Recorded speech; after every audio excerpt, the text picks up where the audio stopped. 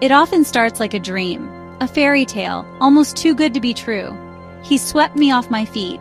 His words were like honey. His attention was a warm blanket. I felt seen, truly seen, for the very first time. It was intoxicating, this feeling, a perfect beginning. Or so I believed then. This phase is called love bombing. It is intense and overwhelming. You feel like the center of their universe. They mirror your dreams, your hopes. They tell you everything you want to hear. It feels like destiny, like fate. This adoration is powerful. It builds a strong, quick bond, a bond that is hard to question. Later, this makes leaving much harder. He was my soulmate, I thought. He understood me like no one else. We had so much in common, or so it seemed at the time. He showered me with gifts and praise. Every moment felt magical, special. He made grand gestures constantly. I thought this was what true love felt like. This intensity, this constant focus. I had never experienced anything like it. Looking back, it was a performance, a carefully crafted illusion. The perfection was a setup.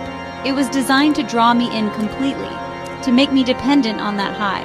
The high of feeling so cherished, so uniquely loved and understood. This idealization phase is a hallmark.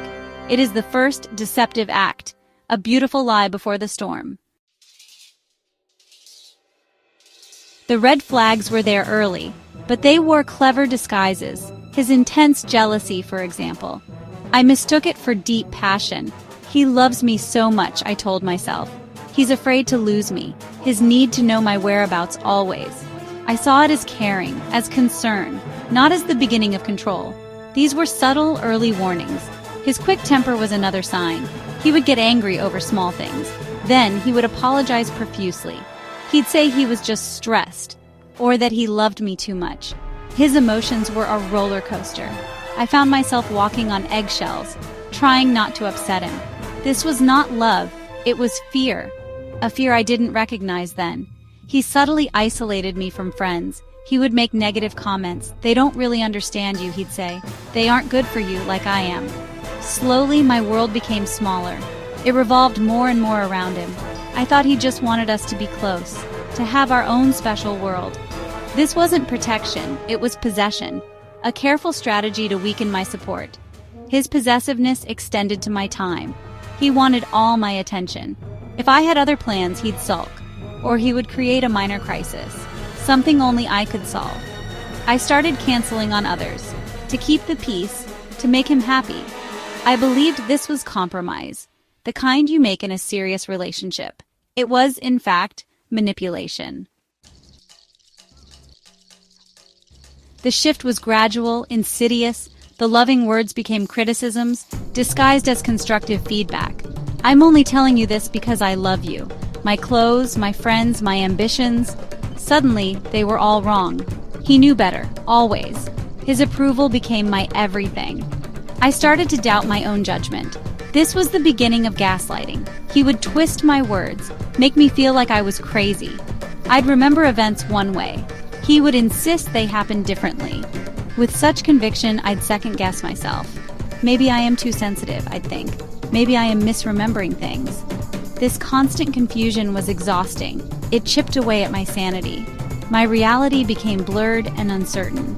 One time, I was excited about a job interview. He picked a fight just before I left, over something completely trivial. I went to the interview upset, distracted. Of course I didn't get the job. He then comforted me, saying, "It's okay, you don't need to work anyway. I'll take care of you." It felt like a trap closing in. His control tightened with each incident. My world was shrinking, his power growing. The emotional turmoil was immense. I felt anxious all the time. Happy moments were rare, fleeting, always followed by another downturn. I missed the him from the beginning, the charming, loving person. I kept hoping he would return. This hope kept me tethered, stuck in a cycle of abuse, confused, isolated, and deeply unhappy. Healthy love feels safe and supportive. It does not demand, it encourages. It allows you to be yourself, even to grow into a better version.